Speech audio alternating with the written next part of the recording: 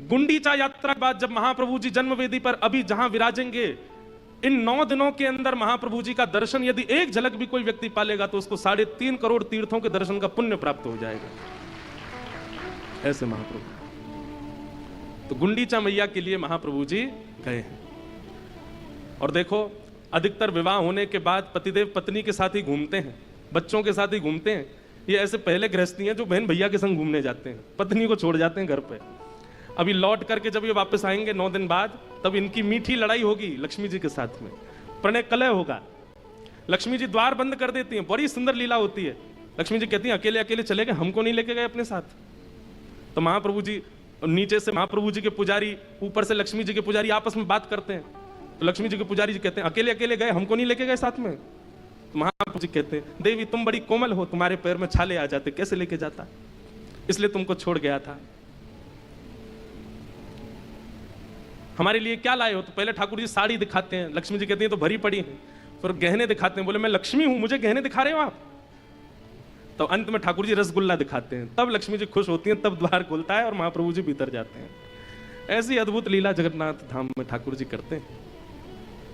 हमारे चैतन्य महाप्रभु जी ने तो कभी नीलाचल धाम को उड़ीसा में है, लीलाचल है, कोई अलग है वृंदावन से माना ही नहीं, उसको वृंदावन ही माना। ये महोदधि समुद्र साक्षात यमुना जी हैं, श्री मंदिर साक्षात द्वारिकापुरी है, गुंडीचा साक्षात वृंदावन है, ये लीलाचल पर्वत साक्षात गिरिराज जी हैं, वो उसी भाव से रहते थे लीलाचल धाम। ऐसे लीलाचल धाम के हमारे महाप्रभु जगन्नाथ जी आज रथारूढ़ हुए हैं, उन्हें बारंबार प्रणाम। बोलो जगन्नाथ महाप्रभु की जय। अब ऐसे हैं, हम पे तो चर्चाएं अनेक हैं महाप्रभु जी की, लेकिन ये सूक्ष्म चर्चा आज गिरधरलाल जी का भी रथ तैयार है और बीच में भी रथ की सुंदर व्यवस्था हुई है रथ यात्रा की। कथा के विश्राम में आज रथ यात्रा उत्सव होगा, आप सब लोग अपने स्थान से दर्शन कर लेना प्यारे गिरधरलाल जी का।